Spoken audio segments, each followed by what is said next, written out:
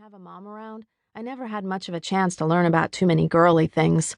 Emily and Janet have taught me everything I know about makeup and pulse points. But Ethan's all, your cheekbones are so structured, or your body is amazing, and you have the darkest brown eyes I've ever seen. He tells me all the guys at school talk about how pretty I am, but that's news to me. None of them ever talked to me before until now. Ethan, meanwhile, looks just like Jesse McCartney.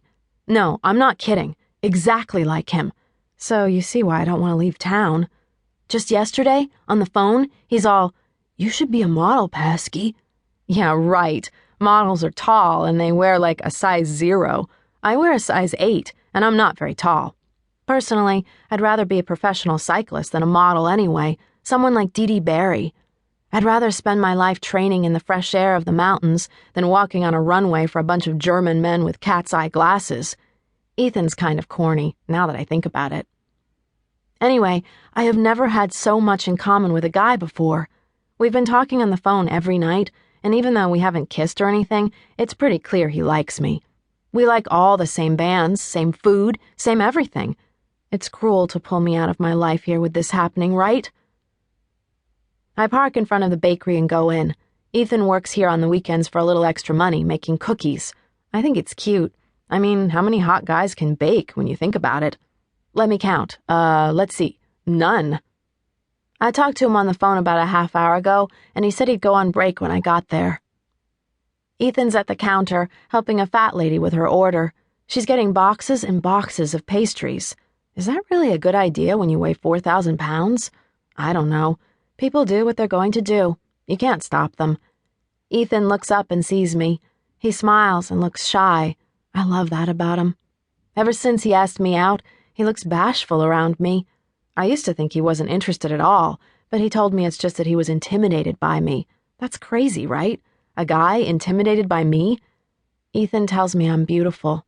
I'm going to miss that, too. The fat lady pays for her poison and waddles out the door. Her thighs rub together in a way I think might start a fire. Don't you feel bad? I ask, gesturing with my chin at the fat lady. Bad? Asks Ethan, taking the plastic gloves off his hands. Why? You might have just sold that lady a heart attack? Ethan laughs. I love his laugh.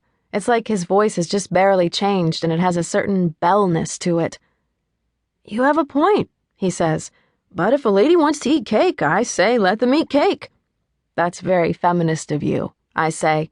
I am my mother's son, he says. Ethan's mom is a state representative, big on women's rights and water conservation. I like her almost as much as I like him.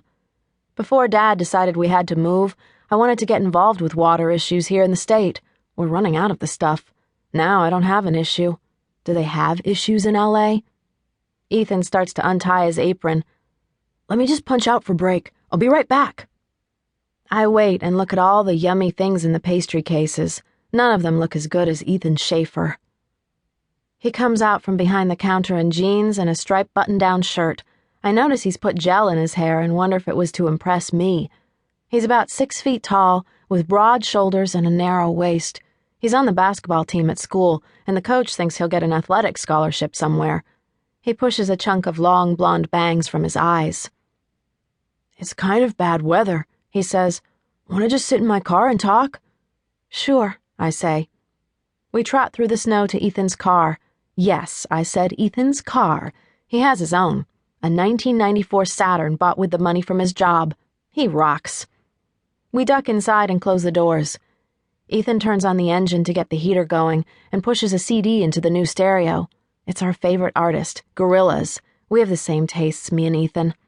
He turns toward me, puts an arm up over the top of his seat, tilts his head to one side, and looks sort of sad. So, you're leaving today, huh? I nod and try not to cry. I will not cry. I will not. That blows, says Ethan. Yeah, pretty much, I agree. And then he does it. He leans in and kisses me. I've only kissed one other boy before, and it was pretty grotesque, like he was a vacuum hose with wet rubber lips. But Ethan has soft lips and sweet breath. I could kiss him forever. Wow, I breathe when we finish. You can't go, he says. That settles it. I have to, I tell him. My dad's packing the truck right now. Ethan looks at his watch.